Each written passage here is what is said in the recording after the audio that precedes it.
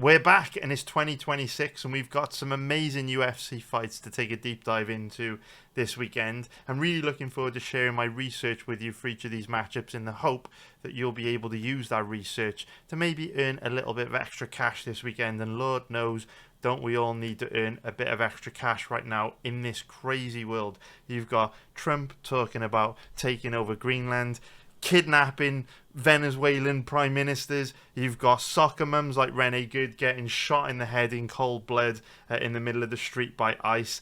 And all this crazy shit has literally happened since the last time we spoke, since my last YouTube video. Now, I understand those things I just spoke about were a little bit critical of Mr. Donald Trump. So at this stage, you should know politically, I very much do lean towards the right. However, I'm very right-wing leaning politically because I'm 40 years old and I've worked really hard in my life to build some really cool stuff. And I just hate every year having to hand 50, 60, 70% of my money over to the government in taxes. So when I say I lean very much right politically, it's because in my DNA, I think it's morally wrong to take the majority of money people earn in taxes. I believe you should be rewarded for your hard work, and I just hate handing over at least half of my money every year to the government. It doesn't sit right with me. But all the other crazy shit, you know what I mean?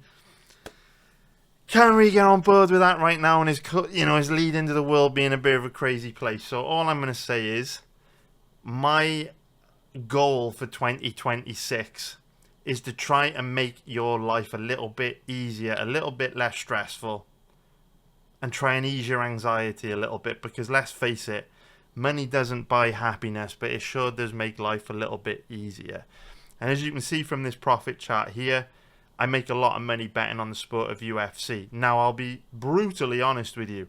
It's extremely difficult these days to make big money placing pre-fight bets on the UFC, because quite simply every year the game gets harder, the market becomes more efficient as more and more people jump on the opening odds and extract all the value out of the pre-fight betting odds, to the point where when you rock up on fight week, liquidity is great, max bet limits are in a decent place. It's just very difficult. You can do it, people do it, they're very successful at it, but it is getting harder every year. For me personally, my edge, my speciality has always been live betting on the UFC.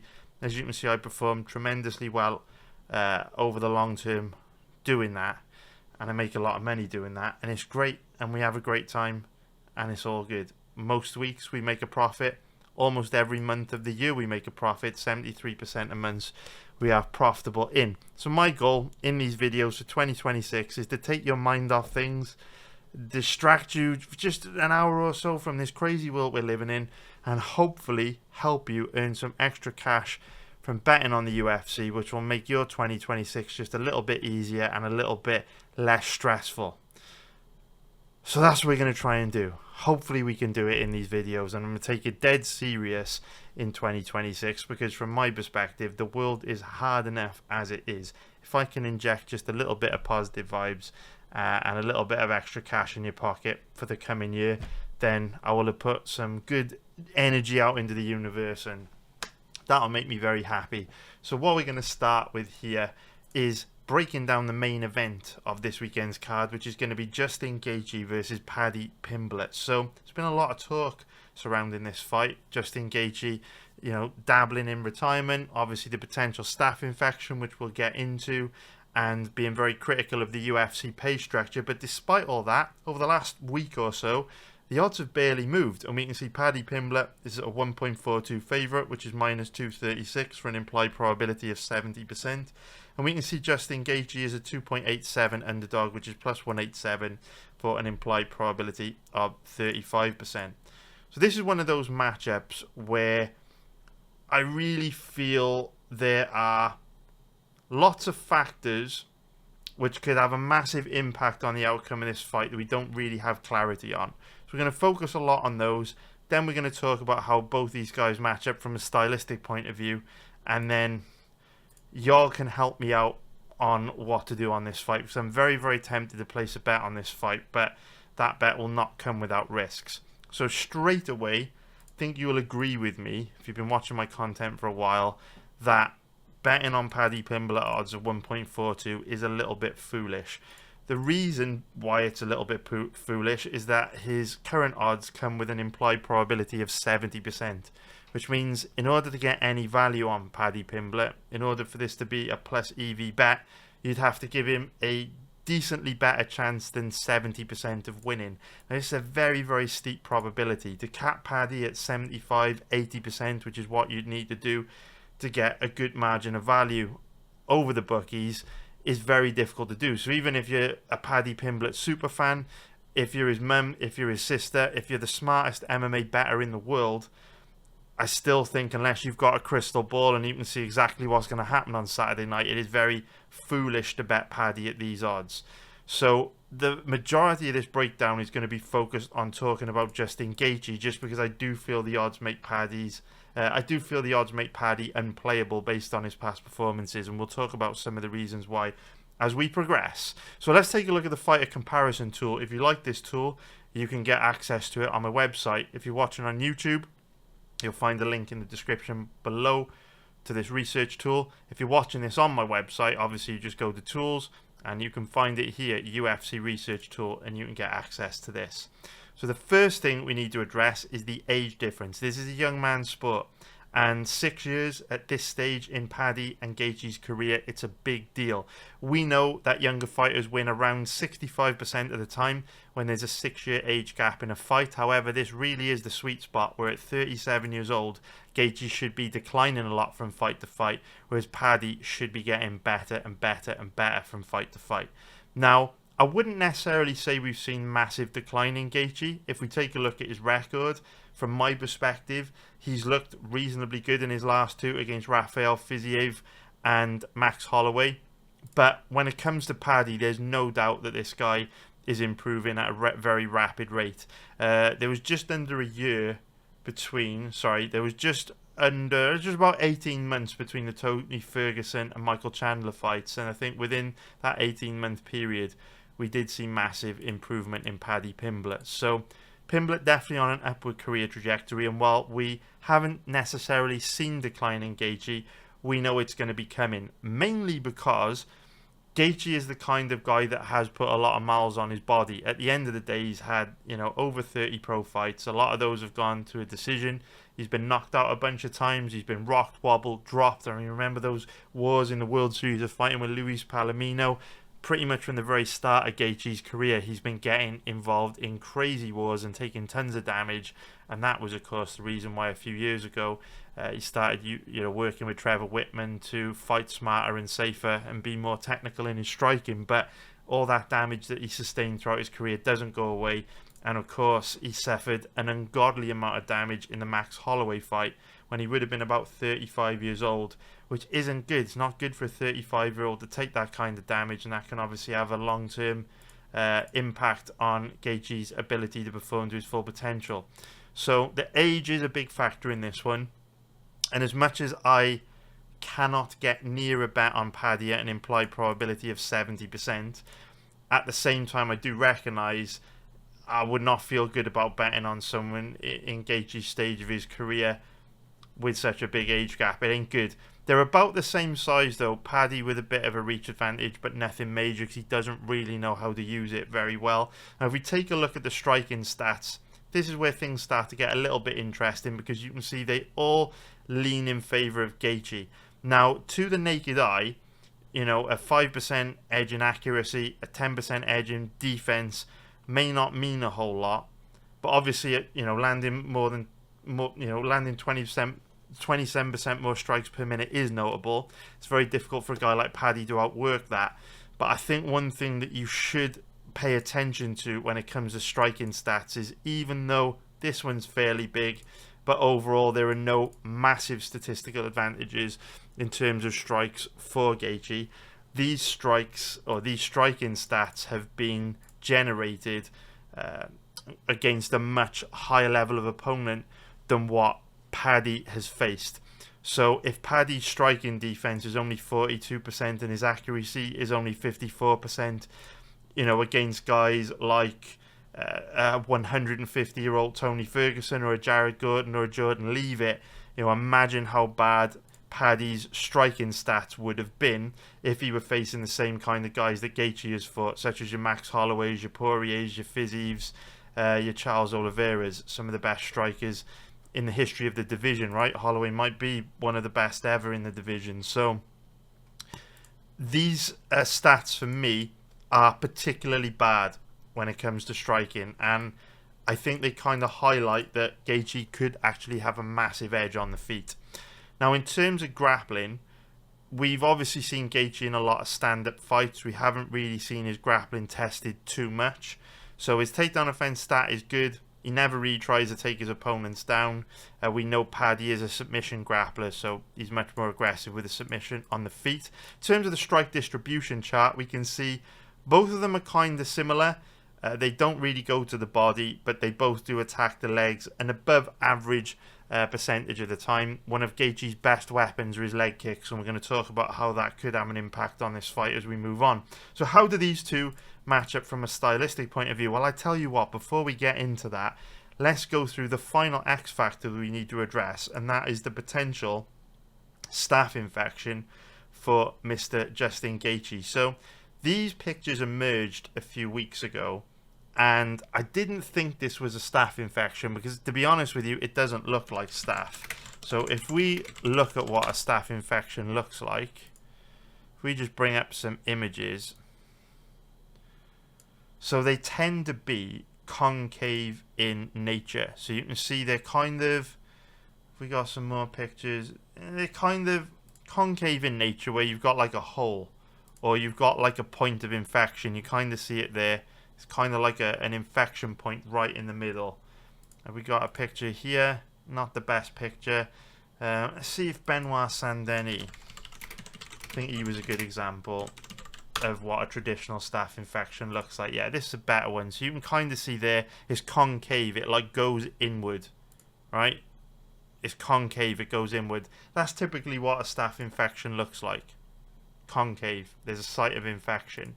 It's not really what this looks like on Gaethje's neck, and this was taken a few weeks ago. This just looks like a scab or an injury to me.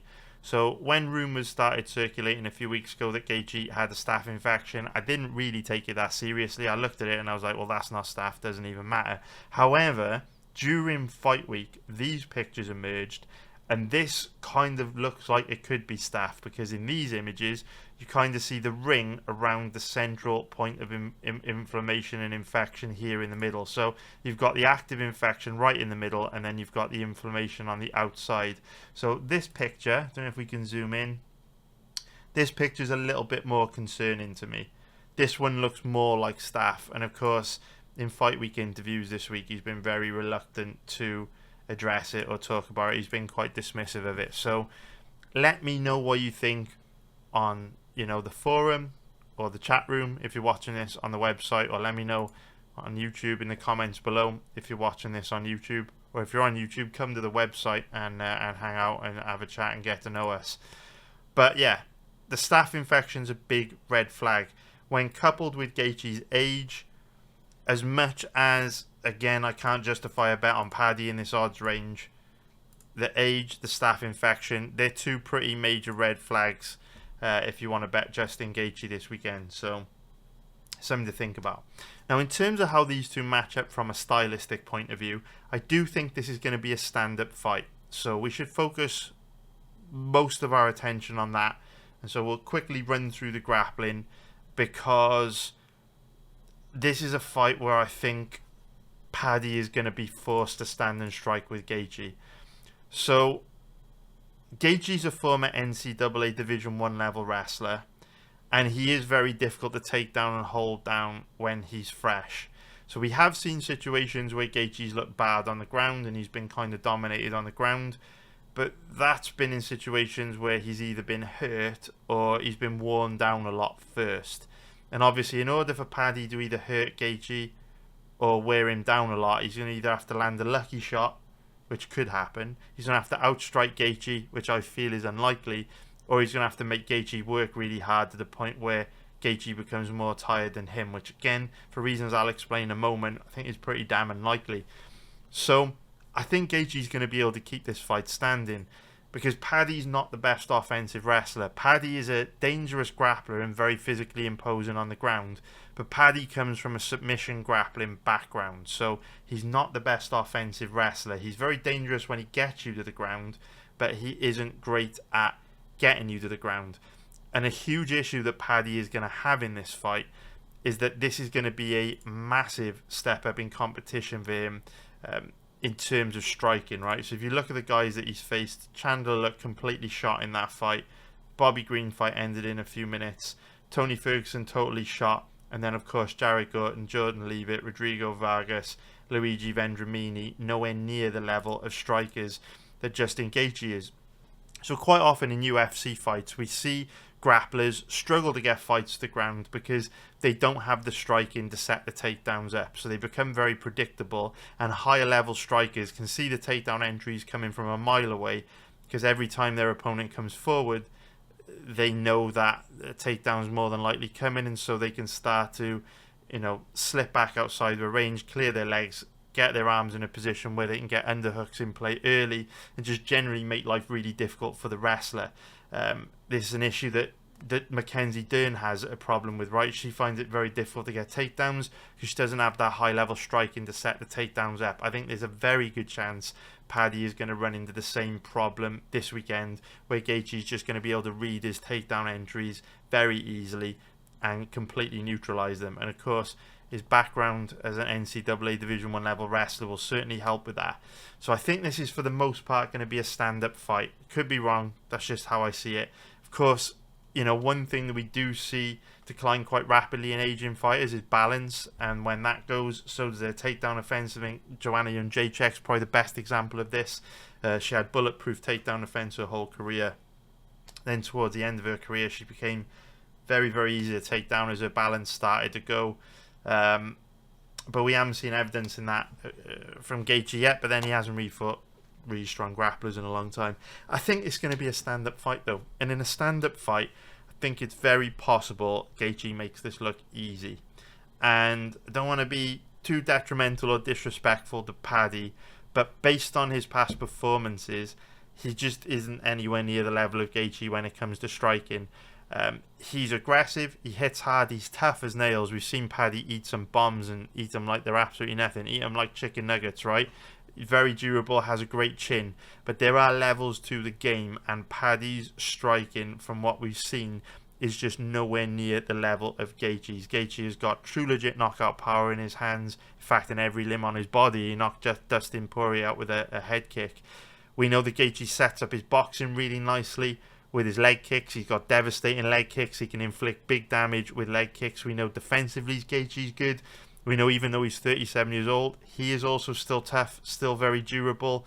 He took big damage in that Holloway fight 18 months ago and was able to hang in there for almost 5 rounds, right? He got KO'd right at the death. But Gaethje going the distance with Fiziev, who in my opinion is a more dangerous striker than Paddy Pimblett. I think this could be one of those fights where Paddy gets exposed, and I know that's a horrible word to use. I dislike the word. It's not a nice word at all to be using, but we do get these really hyped up guys that go on a good run, often as a result of quite favourable matchmaking. I do think Paddy has had quite favourable matchmaking. Chandler old and shot, Bobby Green old and shot, Ferguson old and shot. I mean, Ferguson's around 40 years old, so's Bobby Green, so's Chandler. Gordon not dangerous on the feet, Jordan Leavitt, Rodrigo Vargas. I mean, these are really weak names in a title run. Really, really weak names. When you compare the guys that, Gaethje's been fighting, Fiziev, Holloway, Poirier, Oliveira, Chandler, Khabib, I mean, it's just a different level, man. So I think this is one of those fights where favourable matchmaking and a really interesting personality has accelerated Paddy's run to a title shot, but I think in the process he may have skipped some big tests and challenges which like I say could result in him getting exposed this weekend. I'm just going to end this breakdown by saying this: if both these guys show up and perform to their full potential, like if Gaethje shows up and performs like he did against Max Holloway, and Paddy shows up like he's looked in the last few years, I think Gaethje destroys him. I think this will be very one-sided. My only concern, well, the two concerns, Gaethje's age and the fact that he might have had a staph infection over the last few weeks, which even though it will more than likely be cleared up now, who knows how much that has impacted his training. And I guess I also don't really like him complaining about pay and, you know, hinting at retirement over the last few weeks either. It's not ideal, but at the same time, skill for skill, this is a very difficult stylistic match for Paddy. So from a betting point of view, I'm in a bit of a difficult position because I do think this is a great fight for Justin Gaethje. I do think he's very likely to win. The odds are fantastic, but he has some serious trends going against him. So I haven't made my mind up on whether I'm going to bet Gaethje yet. But yeah, let me know what you think in the comments on YouTube or somewhere on the website. There's plenty of places. Even if you're on the website, just drop a comment on the fight analysis section by here, and we can have a little discussion on there about the fight. So yeah, I hope you found that useful. I'd really like to know what you think, because I'm very, very close to betting Gaethje this weekend, and I think there's a very real chance that it could be a nightmare for Paddy on Saturday night. Now let's break down the co-main event between Sean O'Malley and Song Yadong. So I think there's a real short version of this breakdown where I can just sum this fight up in a couple of sentences, and you don't have to waste your time watching the whole thing to understand where I'm at on this fight, because I think we've kind of seen this fight before. So Song Yadong fought Corey Sandhagen back in 2022 and got totally outclassed. He got outstruck by a very wide margin and just got totally destroyed by Corey Sandhagen, right? Sandhagen systematically broke him down and won the fight very, very comfortably. For me personally, there are a lot of similarities between Corey Sandhagen and Sean O'Malley. And in the last 3 years, I don't think Song Yadong has improved enough to the point where that style isn't still in 2026 going to cause him major issues. So I think this is a very good stylistic matchup for Sean O'Malley. I think he likely wins very, very easily, and I would be surprised if Song Yadong were to win this. Outside of like a flash KO or O'Malley getting injured or fighting sick or something like that, I think O'Malley wins a very high percentage of the time, and I think that Corey Sandhagen is a real good clue as to how this one is likely to play out.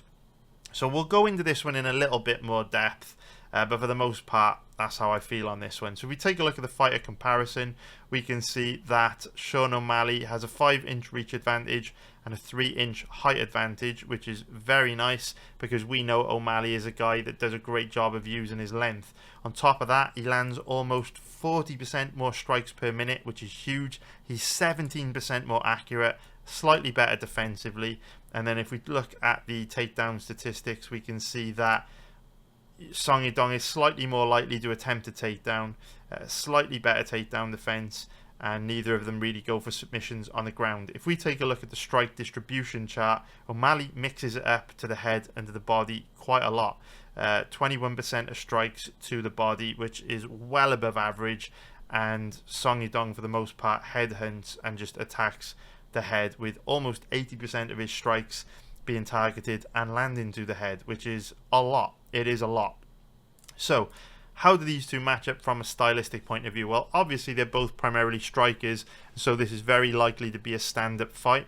Let's quickly run through the grappling, and then we can talk about the meat and potatoes of this matchup. So obviously we've seen Sean O'Malley struggle big time on the ground against Merab Dvalishvili in those two title fights. But in actual fact, O'Malley's takedown defense isn't completely terrible. He is reasonably difficult to take down and hold down. And before you go rush into the YouTube comment section or my chat room to call me out and tell me that's not true and call me an idiot, just let me explain in a little bit more detail what I mean. Typically speaking, in order to get Sean O'Malley down, you've got to do what Merab Dvalishvili did and be very aggressive in the pursuit of the takedown and use a lot of chain wrestling and persistent grappling in order to drag O'Malley to the ground and keep him there. Song Yadong does have some wrestling. He trains at a predominantly grappling-based gym at Team Alpha Male, but he isn't a chain wrestler. He's not a persistent grappler. He tends to just commit really hard and shoot single takedown attempts, but if you stuff that and neutralize it, then he doesn't really chain different takedown attempts together, and he doesn't persist with his grappling that much. If we look at the actual numbers behind his fights, we can see that he only attempted 1 takedown against Henry Cejudo. He attempted 8 against Peter Yan because he was getting pieced up, and he only successfully completed 1 of them. He did land 2 of the 3 takedowns on Gutierrez, but we know Gutierrez's takedown offense is utterly tragic. And he did land 2 out of 2 on Corey Sandhagen, although Sandhagen does have a habit of getting overly aggressive and giving up cheap takedowns. With this fight, I think Song will need to use grappling if he wants to beat O'Malley. I don't think he's good enough to outstrike O'Malley. And I don't like Song Yadong's chances of using grappling to win this fight very much. I think in many ways Song Yadong is going to have a similar problem to Paddy Pimblett in that even though he's a much higher level striker than Paddy, Song doesn't set his takedowns up particularly well, and O'Malley is a master of reading body language and having that distance control. So O'Malley's very good at using his length and using that footwork and movement to stuff takedowns, stay on the outside and avoid being taken down. Dvalishvili was able to persist with the takedowns and be very aggressive with it and chain wrestle, and that's why O'Malley struggled. I don't see Song Yadong bringing that type of offensive wrestling threat to the table. I could be wrong. I just don't see him being that effective with it. So this is more than likely going to be a stand-up fight, and if it stays standing, I think you've got quite a one-dimensional striker in Song Yadong. He's very good at what he does. He's a decent boxer. He hits hard, but for the most part, he is just bringing boxing to the table. O'Malley has got amazing footwork, amazing movement. He throws a really diverse range of strikes. He's extremely accurate. He uses his length well. He's got the size and the reach advantage. His striking stats are amazing. He lands 40% more strikes per minute. He, is far more accurate than Song Yadong. Slightly better defensively. I think on the feet, O'Malley is going to kind of outclass Song Yadong and style on him in a similar way to what Corey Sandhagen did. So he is about a 1.50 favourite, which is minus 205 for an implied probability of 67%. 67% is a steep price to pay. I don't love the odds, but I would be very surprised if Song Yadong were to win this. Outside of flash KO in Sean O'Malley, I don't really see how he gets it done. So, very tempted by a bet on Sean O'Malley this weekend. Haven't pulled the trigger on him yet. If the odds were slightly better, I would have done already. The odds are the issue for me. You're going to hear me talk a lot about that in 2026 because I think it is hard to find good value bets, pre-fight bet in the UFC these days. I think the odds are just very tight. Any fighter that has a decent amount of advantages over their opponent these days seems to be in that 70% implied probability range, which makes it very, very difficult to bet on fighters with major advantages over their opponents, which means you have to kind of start hunting for the underdogs, who invariably it's very rare you'll find an underdog who is most likely to win, because if they were most likely to win, they would be the favourite, because a market as giant as UFC betting these days isn't that inefficient. And so while you can still make money betting the big underdogs, they're riskier, they are less likely to win, and so you induce more variance. So it's just a complicated state of affairs in 2026. I think O'Malley wins, but I really don't like his odds. Very, very difficult to make money betting this odds range over the long term, because you've got to maintain a long-term win rate in this odds range of about 75%, which is an extremely difficult thing to do on a sport as chaotic as the UFC. It's why I specialise in live betting this sport, and it's why we make a profit on 68% of events and across 73% of months. Very, very difficult to make money in this odds range, but maybe we'll bet O'Malley this weekend and make a little bit of money on him. Let me know what you think I should do. Let's move on to the next fight. Now let's get into a fight between the big boys, Waldo Cortes-Acosta and Derrick Lewis. Throughout these breakdowns this week, we've been talking a lot about how difficult it is to make money long term on these big favourites at huge implied probabilities, and how invariably that's going to push us towards underdog hunting on guys like Derrick Lewis, where we're trying to find value on those underdogs that have a reasonably good chance of winning. Now, Derrick Lewis came through for us big time in his last fight against Deiveson Figueiredo. If you look at our YouTube channel, you can see the thumbnail here where I said I have to bet Lewis, and we did bet Lewis, and he came through for us big as a very large underdog. So we're not opposed to betting on Derrick Lewis, but are we going to bet him again as another big underdog this weekend, and is he going to come through for us again? We've spoken about taking high-risk, calculated gambles on Justin Gaethje. Can we add Derrick Lewis to that list? Well, for those of you in the United States, we can see that the American money line odds are -331 for Cortes-Acosta, +251 for Derrick Lewis, which means this fight, in terms of the implied probabilities, is 77% for Cortes-Acosta, 29% for Derrick Lewis. So to get any value on Lewis, you've got to give him a better than 29% chance of winning. Any value on Cortes-Acosta, better than 77% chance of winning. I think you'll agree with me with how dangerous Derrick Lewis is.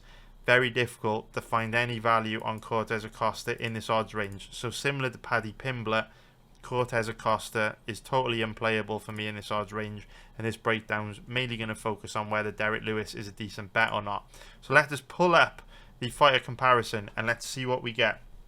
So Cortes-Acosta is 6 years younger than Derrick Lewis, but notably Cortes-Acosta is in his prime for a heavyweight at 34 years old, whereas Derrick Lewis is very old for a fighter in any division at 40 years old. We have seen a decline in Lewis over the last few years. We know that he's suffered a lot of bad injuries, he's got dodgy knees, but he's talking about feeling better than ever after some company gave him some peptides to take. But still, this is a young man's game, and at 40 years old, very difficult to put our faith in Lewis at this stage in his career. They're both about the same size though, same height, reach and leg reach, pretty much nothing too major going on there. But the stats for the striking is where things get interesting. Waldo Cortes-Acosta lands 138% more strikes per minute, which is absurd. But of course, if you just watch a little bit of footage on both these guys, this will make a lot of sense, because Derrick Lewis tends to load up on big singular power shots to try and, you know, murder you with one big power punch, whereas Waldo Cortes-Acosta is a volume striker, so with him it's more like death by 1,000 cuts as he tries to jab and leg kick you to death. So, you know, that stat isn't a major surprise. We know Derrick Lewis isn't going to try and outpoint Waldo Cortes-Acosta here. He's going to try and kill him and brutally knock him out. So that stat doesn't mean a whole lot, to be honest with you. It shouldn't be a surprise to anyone that Cortes-Acosta is probably going to outstrike Derrick Lewis in this fight. They're about the same in terms of accuracy, and Cortes-Acosta better defensively. 41% striking defense is a particularly low stat. Now, I don't think this fight is going to go to the ground. Both these guys like to stand and strike. Neither of them ever really tried to take their opponents down, so I don't think the striking stats are too relevant. If the fight did go to the ground, I do think that Lewis would have the edge. Cortes-Acosta tends to be really weak off his back, easy to hold down, easy to control. We know Lewis is deadly from top position with a ground and pound.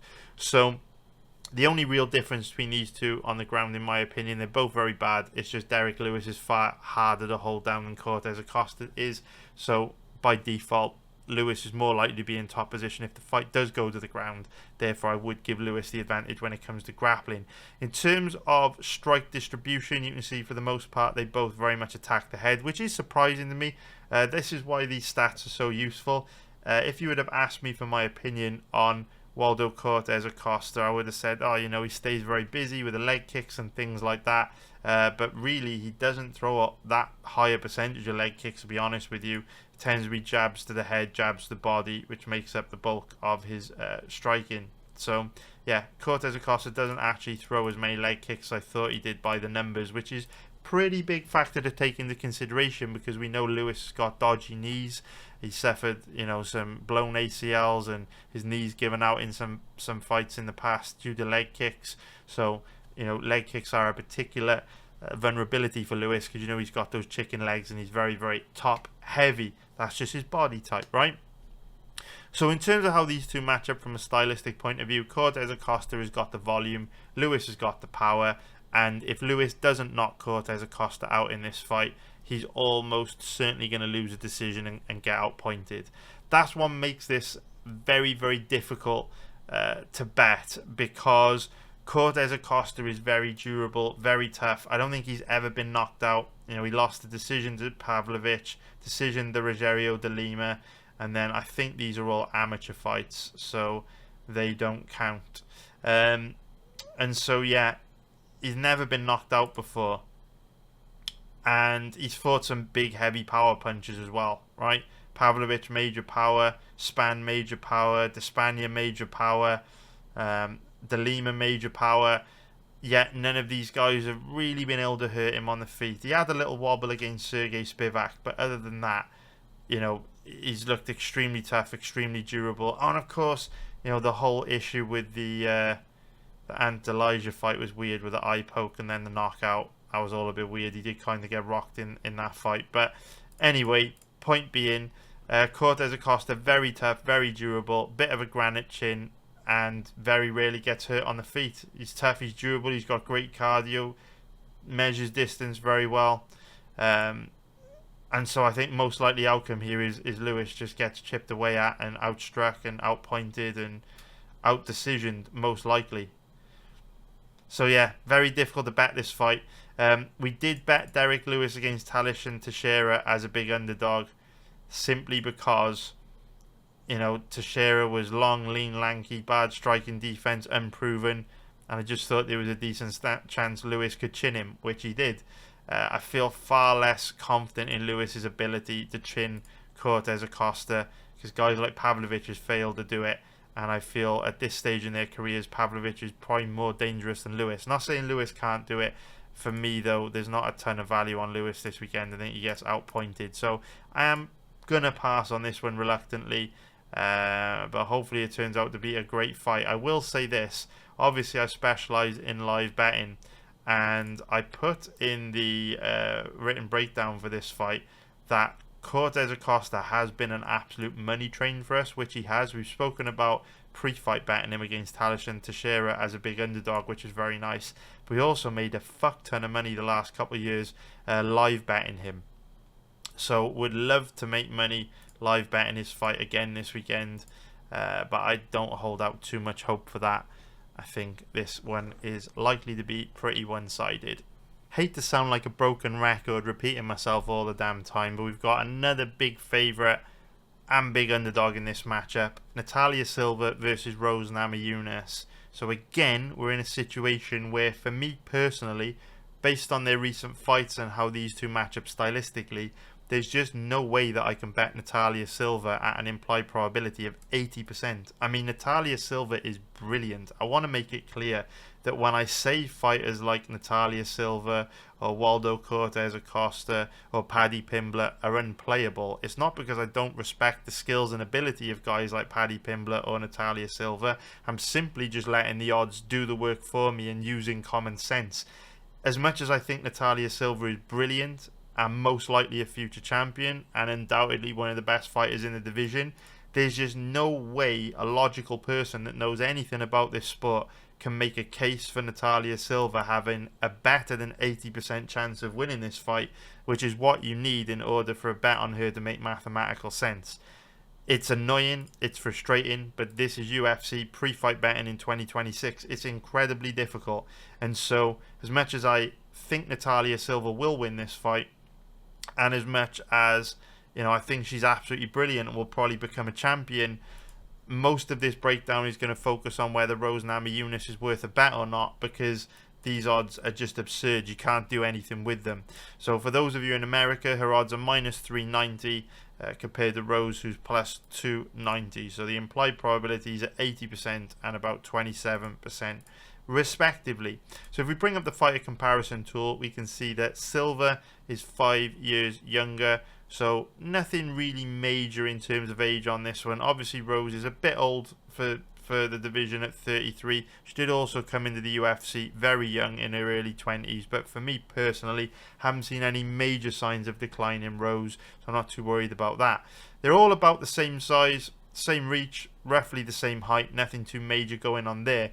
Now, when we look at the striking stats, it is interesting that Natalia Silva lands 40% more strikes on average per minute. But like we were talking about with Paddy Pimblett, those stats are more than likely inflated, because over the last few years those stats have been accumulating against much lower level of opponent than what Rose has faced. Obviously, Alexa Grasso is decent. Vivian Araujo, not bad. Andrea Lee, not bad. Jessica Andrade, not bad. But she's not at the level of girls, that Rose has faced throughout her career. Like the Manon Fioros, the Weili Zhangs, the Joanna Jędrzejczyks, that all these fights against very high level of opponents are going to be contributing to those stats. So, landing 40% more strikes per minute is impressive, but when you factor in the level of competition this stat was accrued from, I don't think she's going to be landing 40% more strikes per minute than Rose. I think this is going to be pretty close in terms of volume. And then when you drill down into the accuracy and defense, you can see they're about the same.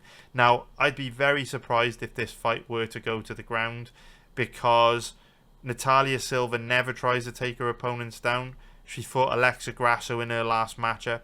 Grasso has terrible takedown defense, yet Silva didn't try to take her down once, as far as I know. Let me just fact check that. No takedowns attempted against Grasso. She only attempted one against Andrade and one against Araujo, but didn't fully commit to either of them. So she will likely want to keep this fight standing, and therefore the only way this fight would go to the ground logically is if Rose were to try and take Silva down, and I don't think she's going to be able to do that, because quite frankly Silva's takedown defense is absolutely fantastic. You can see the stat here at 92%, but that's compounded by the fact that she has fought some girls that have, committed quite hard to taking her down, and she's passed the test with flying colours. Defended 6 of 6 takedowns against Jazz Duvicius, 1 of 1 against Jessica Andrade, 2 of 2 against Grasso. Obviously, Andrade, Grasso, not the best offensive wrestlers, but going 6 for 6 on takedowns defended against a strong offensive wrestler like Jazz Duvicius in your UFC debut as well. Pretty damn impressive. Natalia Silva's takedown defense is elite tier. S tier, as the kids say these days. And so this fight will likely take place on the feet. Now, in terms of the strike distribution charts, we can see Namajunas very much focuses on head strikes. 84% of her strikes land into the head. Silva mixes things up and goes a lot to the legs and the body, and does a little bit of everything, which is very, very nice. So in a stand-up fight, how does this one likely go? So I will be brutally honest with you on this one. If I didn't know anything about Natalia Silva or Rose Namajunas' career trajectories or anything like that, or motivation or age or anything, and you just asked me to analyse these two random fighters that I'd never heard of before based on their past performances, and then you asked me to cap this fight, I would cap it at very, very close to 50-50. Maybe 60-40 in Silva's favour, but tough to get any higher than that. In terms of how they match up stylistically, I don't see a big advantage for either girl, and my personal feeling is that this matchup will be absolutely razor close. Now, Silva's a big favourite in this fight. She carries an implied probability of about 80%. That means, logically speaking, she must have some advantages, and if you're asking me what those advantages are, I would say firstly, age, youth, momentum, being the hot, shiny new thing in the UFC, confidence, that kind of thing. Namajunas' motivation might be waning. She's older, she's been there, she's done it all, she's seen it all. So that would be one advantage that Silva has. The second advantage would be undoubtedly she has better cardio, and she's almost impossible to take down. My question would be, how much of those three advantages, cardio, takedown defense, being the hot, shiny, new, motivated thing in the division, how much of those three things really going to impact the fight? And in my opinion, not very much at all. I think in terms of striking technique, they're pretty damn close. Don't see a huge edge there for either girl. Those three edges Silva undeniably has, I don't think justify these odds. And I'll tell you why one by one. Yes, Silva's got all the momentum. She's the hot, shiny new thing. But if Namajunas shows up and performs to her full potential, that doesn't matter. Yes, Silva is almost impossible to take down. but their skills are really, really close and well matched when it comes to striking, so I think that matters either. And yes, it's undeniable that Rose has been known to slow down in fights, and her output dips as each round progresses, and Silva's a cardio machine. But when you look at how these two match up stylistically, I don't really think that's going to matter very much. And the reason being, if you look at the styles of striker that they both are, neither of them are that aggressive. They like to react to what their opponent is doing. I wouldn't go as far as to say either of them is like a pure Lyoto Machida style counter striker, but they certainly prefer to allow their opponent to lead the dance, and then they use their very high level technical striking to counter whatever their opponent is doing. Here you have a situation where you have two counter strikers, or maybe, again, I said I wasn't going to call them counter strikers, but two reactive fighters that both like to play the role of matador and react to what their opposition is doing. And whenever you get a fight like that, you can often run into a bit of a chess match, especially when both fighters are at such a high level of technique that these two are. And so I actually think this one could be razor close. I see rounds being visually close because I don't see either of these girls as truly really going out there and being the aggressor. If you think about Natalia Silva's last fight and kind of, think back to the dynamic between her and Grasso, it was Grasso coming forward leading the dance, Silva on the outside just using superior technique to pick Grasso off and outpoint her. But Namajunas is a very different striker to Grasso. Grasso's got that very one-dimensional boxing heavy style.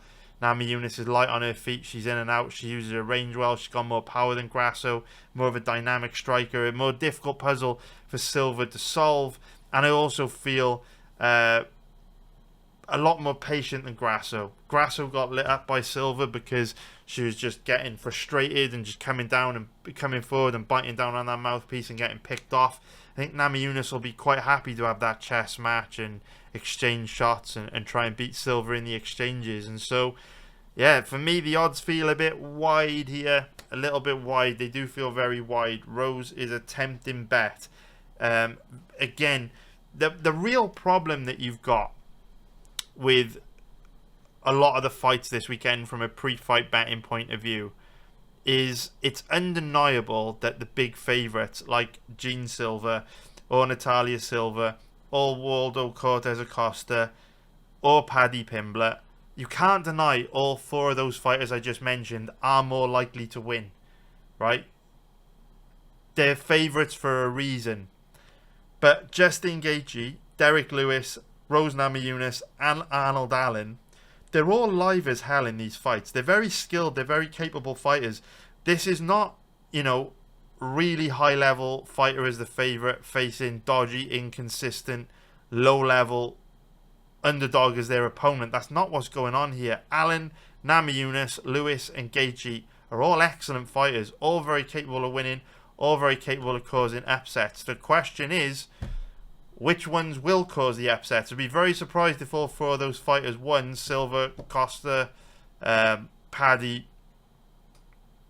Who was the other one? Silva. I'd be very surprised. But there is certainly a degree of gambling when you bet on fighters like Allen, Namajunas, Lewis, or Gaethje, who are almost like all who are all more likely to lose. God, can't get my fucking words out. Apologies. I think you guys understand what I'm trying to say anyway. So yeah, skill for skill, Namajunas and Silva very well matched. Likely to be a very competitive fight. Silva has undeniable advantages. I just don't think those advantages are going to matter a whole lot when you look at how these two match up stylistically. Silva will more likely win, but this implied probability is a little cuckoo. Let me know what you think of this one. Am I crazy? Am I on my own? Am I living on an island here with my thoughts and opinions on Namajunas' chances of winning this? I mean, look, I've entered my prediction. I've gone for Natalia Silva to win. Don't forget to enter your predictions. Don't forget. Where are we? Arena, make your predictions. Don't forget to enter your predictions on the site, or you can do it from the research tool if you want to.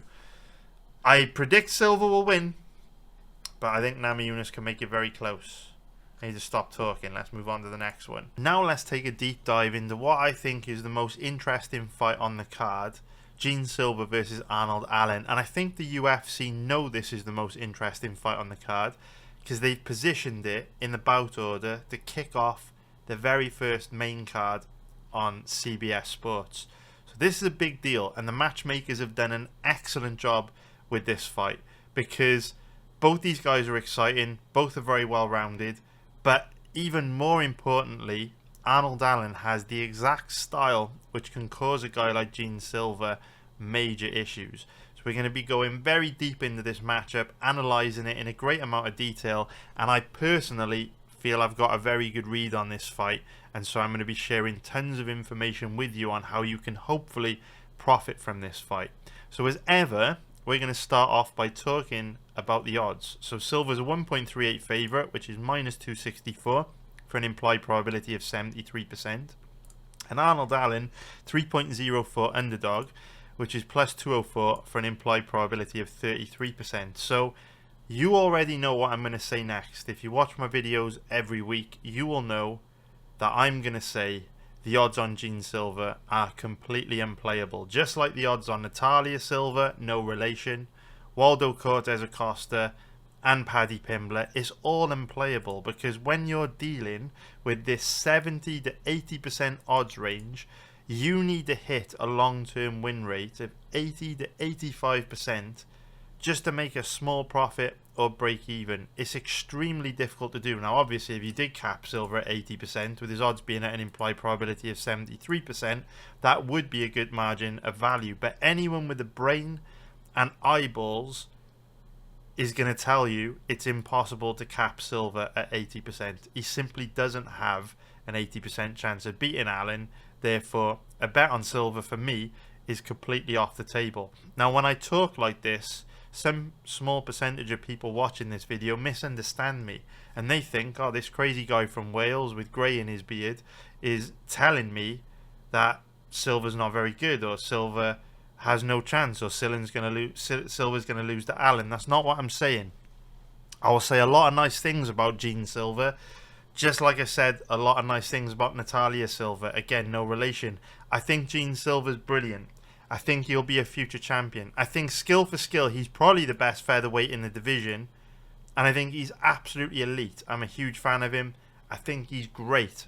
However, in order to make money betting on Silva long term, you'd have to give him a close to 80% chance of winning. I think that's impossible personally, because Arnold Allen absolutely has the skills to cause Gene Silva big problems. So we're going to kick things off by looking at the fighter comparison data. Now I will warn you, there's been an error with my data mining for Gene Silva, which means his age is incorrect. He's actually 29 years old, so this stat is incorrect, but all the other stats are correct. So there's no real age difference between these two, 32, 29 respectively. Arnold Allen is a little bit taller, nothing too major going on there. The main thing with this fight is that we do have the striking and grappling stats, which paint a little bit of a picture on how this one could play out. So we can see that Gene Silva lands 40% more strikes per minute. However, again, it is worth noting, just like we've said with Paddy Pimblett and Natalia Silva, his striking stats will be inflated relative to Arnold Allen because he's fought a lower level of opponent, which means it's been easier to land strikes on a lower level of opponent than the guys Allen's been facing. He's slightly more accurate, same applies to that, but slightly worse defensively, which is a bit of a surprise because not only has Silva fought a lower level of opponent, so you think his defense would be inflated because of that, but Allen does have a reputation for being a reckless brawler. So the fact that Allen's striking defense is 62%, which is above average, it's a bit of a surprise. Why I find this stats analysis kind of interesting because it throws up things that you wouldn't expect. This is certainly one of them. Another surprise we had was the fact that Waldo Cortes-Acosta actually doesn't throw as many leg kicks or land as many leg kicks as I thought he did. Both are very difficult to take down and hold down. I don't think that's going to matter. I don't think either of these guys are going to be trying to get the fight to the ground, and therefore submissions don't really matter a whole lot either. In terms of the strike distribution charts, vast majority of the strikes these two throw are to the head. a little bit to the body. Neither of these guys really bother with leg kicks. Very, very low percentages for leg kicks, respectively. So, how do we think this fight is going to play out, and how do we approach it from a betting point of view? So, how do we see this fight playing out? For me, it comes down to what approach Gene Silva takes to this matchup, because we've seen very different sides to Silva in the past. We've seen a cold, calculated killer with a sniper style of striking that it was very controlled, very measured, does a great job of controlling the distance, uses superior technique to chip away at his opponents and be very technical. And then we've also seen the hyper-aggressive version of Gene Silva that fights like he's got a chip on his shoulder, shows absolutely no respect to his opponents at all, and just walks him down looking to take him out. And of course, this is the style that we've seen from Silva in 2 of his recent fights against Bryce Mitchell and also Diego Lopes. So depending on what version of Gene Silva we get, has a huge impact on how I think his chances are of beating Arnold Allen. So if we get the version of Gene Silva that is very technical, very measured, very calm, very patient, does a good job of controlling the distance and chipping away at his opponents with superior technique and using that sniper style, I think Silva is going to win very easily. I think Silva is going to look like a 73% implied probability favourite. I think he's going to justify his odds. I think he's going to look like a world champion. I think he will totally outclass Arnold Allen. The reason why I say that is because Allen is a bit of a one-dimensional striker. He doesn't really throw a whole lot of kicks. Never really tries to take his opponents down. For the most part, he just marches forward from behind the high boxing guard, puts a lot of pressure on his opponents and just looks to outwork them, outstrike them, and uses superior toughness, his superior cardio to just out-hustle his opponents. That's very effective against guys that will fade and slow down and buckle under his pressure, but it's not very effective against fighters with superior skill, superior technique, that have got the footwork, the movement, the cardio to deal with that pressure and aggression. So I think this is one of those matchups where Silva can play the role of Matador, use Allen's aggression against him, just pick him off, light him up, and outstrike him by a wide margin. But the thing about Allen is that he's extremely tough and extremely durable. If we take a look at his record, we can see that he's never been finished. So, the only fights he's ever lost have been by decision. And so while Gene Silva is very dangerous, and he's a whole lot more dangerous than the majority of guys that Allen has faced throughout his career, Allen is tough as nails and very aggressive and more than capable of dragging Gene Silva into a war and wearing Gene Silva down. So that's kind of the scenario where I think this fight will be very difficult for Allen if Silva shows discipline and doesn't get dragged into a brawl and doesn't feel the need to stand and bang when Allen's putting a lot of pressure on him. If Silva just circles away from Allen, chips away at him from the outside, and just point fights, I think Silva will cruise to a win very easily. What is the other scenario? Well, if we take a look at Silva's fight against Diego Lopes, he showed Lopes absolutely no respect. He walked him down, dragged Lopes into huge exchanges, and just got overly aggressive, ran into some cheap takedowns, didn't pace himself at all, sprinted for the entire duration of the fight, ended up fading hard in round 2 and getting finished. And what's interesting about that fight is that Diego Lopes didn't win the fight on skill. He won it on toughness, cardio, heart, and durability. So Lopes was in a lot of trouble in that fight. He took a lot of damage. He was hurt pretty bad. He was on the back foot. He was struggling. But he hung in there. And he didn't wilt under Silva's pressure and aggression. Silva landed absolute bombs on Lopes. But Lopes showed his toughness, his durability, his chin. He was able to take them, hang in there, stay alive, weather the storm, and then come back and make Silva pay for being overly aggressive in that second round. And what's interesting about this fight is that I personally feel that Allen is better positioned to use that game plan against Gene Silva than Diego Lopes was, because I feel Allen's striking defense is better than Lopes. I feel Allen's cardio is better than Lopes. I feel his footwork is better than Lopes.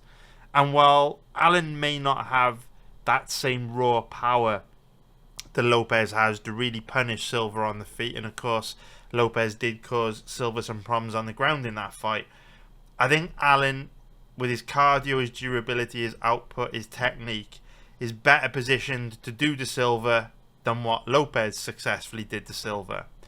So from my perspective, if Silva comes into this matchup and shows Allen no respect and tries to walk him down and,